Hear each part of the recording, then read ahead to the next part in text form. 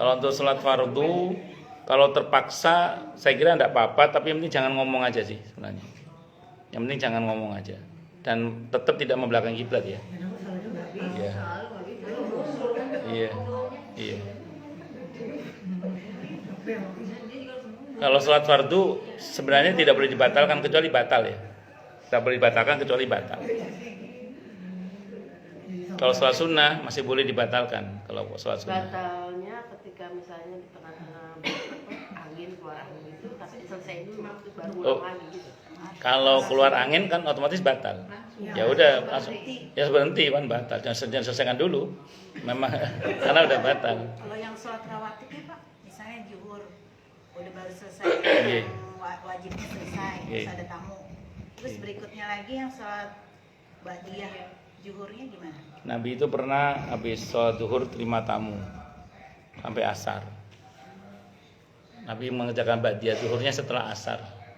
Pernah di hadisnya dari hadis Siti Aisyah radhiyallahu anha, beliau berkomentar tapi setelah itu Nabi tidak melakukan lagi, tapi itu menunjukkan bahwa itu boleh. Bahkan ada sebagian sahabat kan mengerjakan qobliyah subuh setelah subuh kan, gara-gara nggak nututi. Berarti habis asar dikerjain? Iya, habis asar. Kan setelah sholat asar ada sholat lagi? Kalau sholat sunnah mutlak tidak ada. Kalau sholat sunnah mutlak, tapi ini kan bukan sholat sunnah mutlak, ini sholat qadha. Oh Boleh qadha. Yang nggak boleh itu sholat sunnah mutlak. Kalau tahiyatul masjid boleh.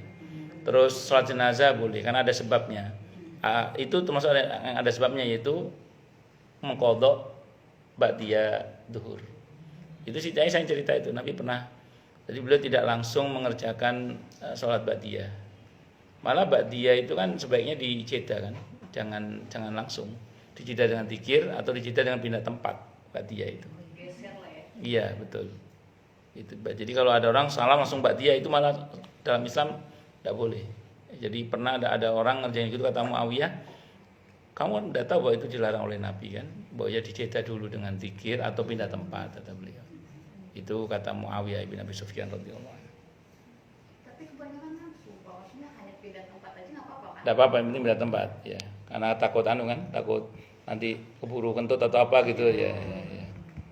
Seperti itu. Kalau jamaah perempuan semua Pak, Kenapa? imamnya posisi imamnya gimana? Misalnya ada 2 saf atau 3 saf lah, bukan 1 saf doang. Kalau 1 saf kan sejajar.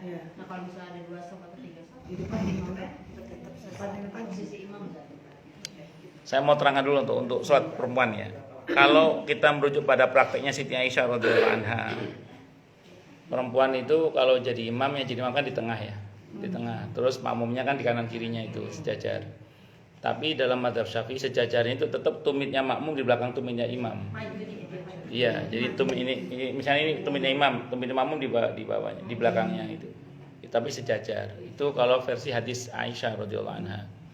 Tapi kalau kita merujuk pada pendapat Imam Asy-Syaukani, kata Imam Asy-Syaukani, laki perempuan sama aja sih aturannya, kata beliau, karena tidak ada beda.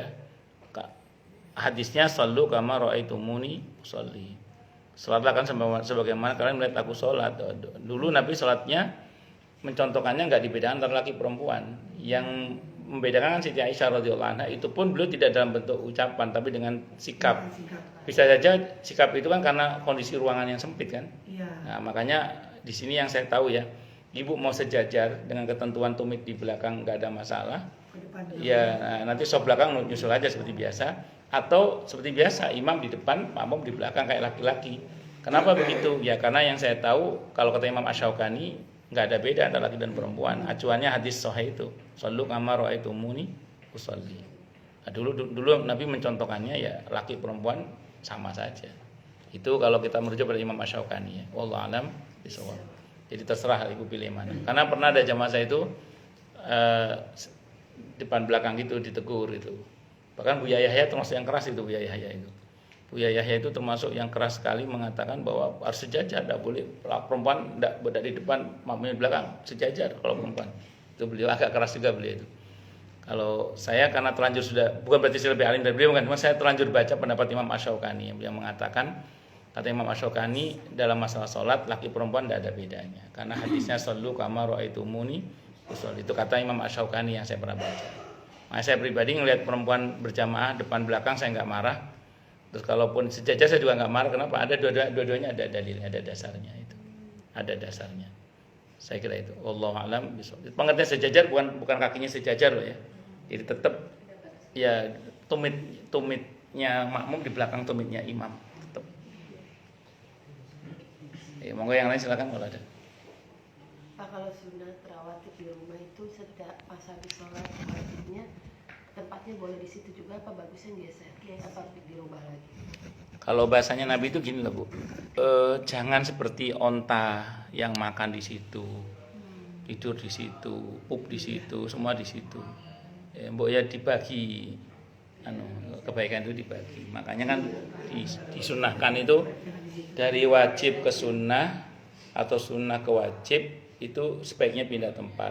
Tapi kalau antar sunnah nggak harus pindah tempat. Jadi kalau dari sunnah ke wajib, wajib ke sunnah itu dianjurkan pindah tempat. Tapi kalau dari sunnah ke sunnah atau wajib ke wajib itu tidak harus pindah tempat. Contoh wajib-wajib apa? Sholat jamak. Sholat jamak satu tempat aja. Contoh sunnah ke sunnah terawih misalnya. Kan kita berkali di situ aja, nggak harus pindah tempat itu. Saya kira itu. Wallahu a'lam.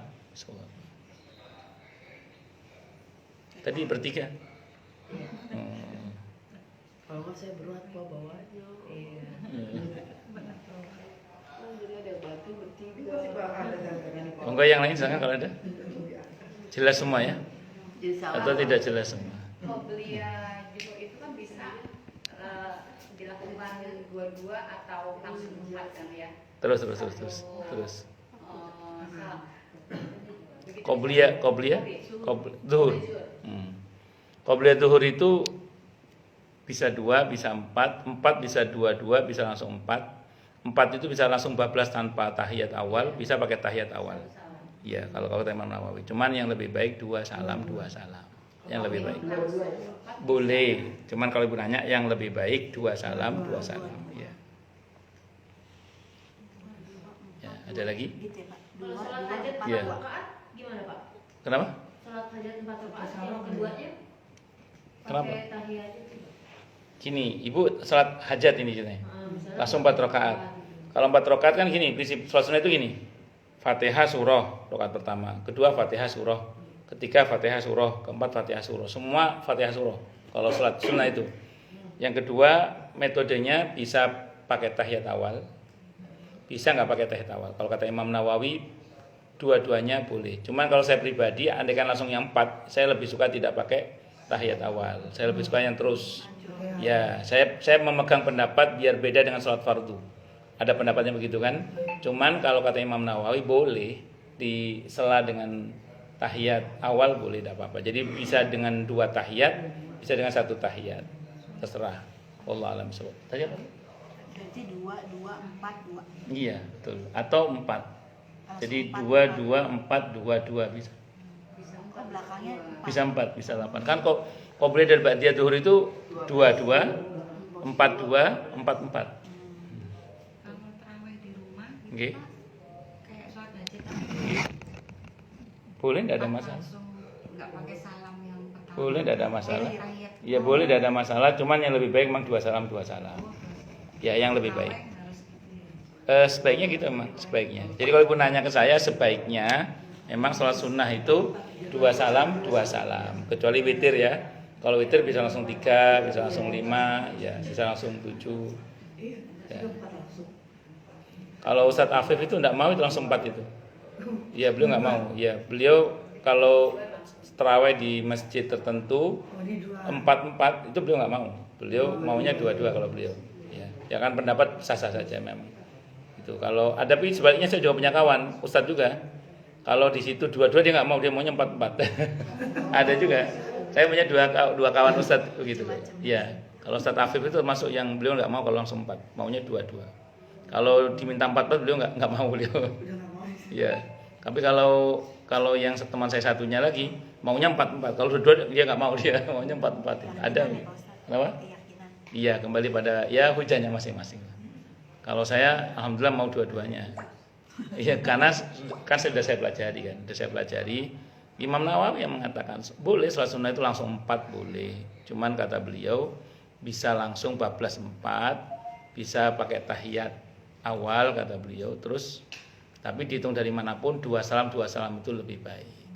Mau lebih cepat ya Pak? 4 ya. Ya karena kan langsung kan, nggak ada jeda. Waktunya waktunya 4 Ya ekspres.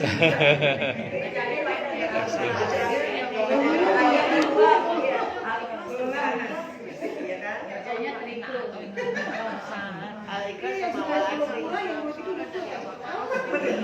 Sambung ingat tapi cuma bentar-bentar. Pasti kayak di sana tapi kapan ada banyak yang pulang.